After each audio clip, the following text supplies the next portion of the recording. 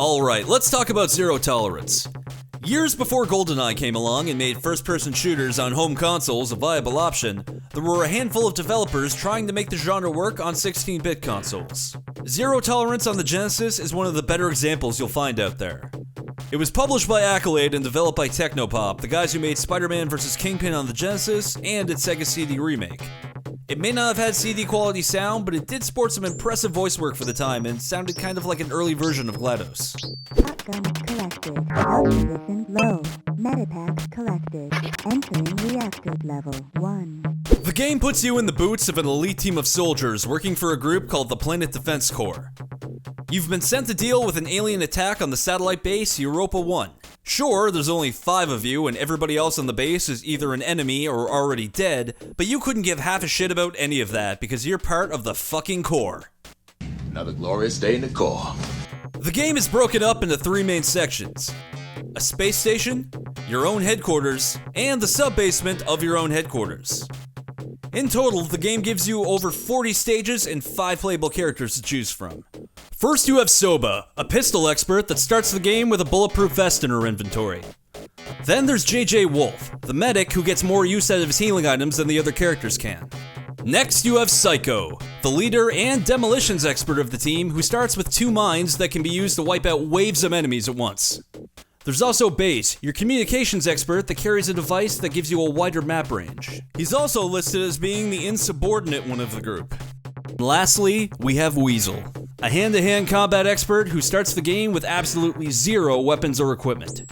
You can kill regular enemies in one hit barehanded, but that usually requires absorbing a shitload of bullets before you can get close enough to land a hit.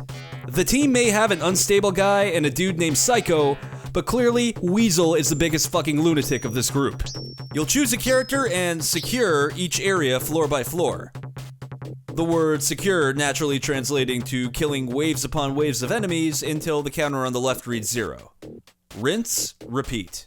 This game also has a password system, which you're probably going to need with over 40 levels to mow through and permadeath for each character. If you lose your whole team, it's game over. Your field of vision is limited to a small part of the screen.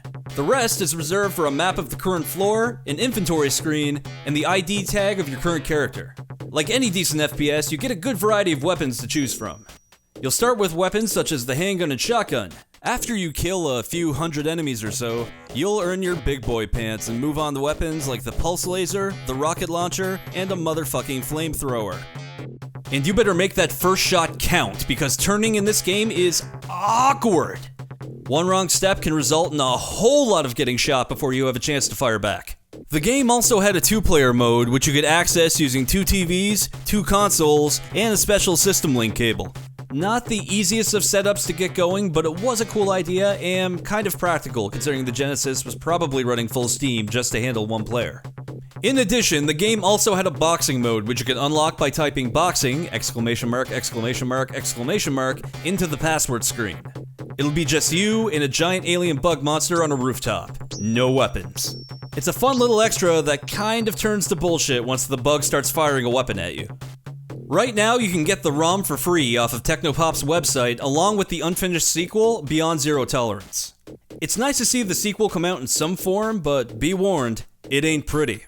The closest we've gotten to a new, complete Zero Tolerance game since then was in a PS2 game called Urban Chaos Riot Response.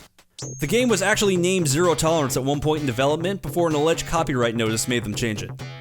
If you've already played Zero Tolerance and you're thinking about giving it another playthrough, there was a level editor released a few years ago online called ZT Edit. They're already teasing future updates too. If that does happen, hopefully they'll make a few more mods, ideally to the voice work. There's Homer. There's Homer too. That's also Homer. That's Homer.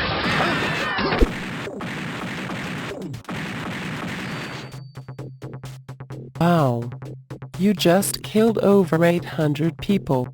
God in heaven, why did you do this? Okay, maybe not that one.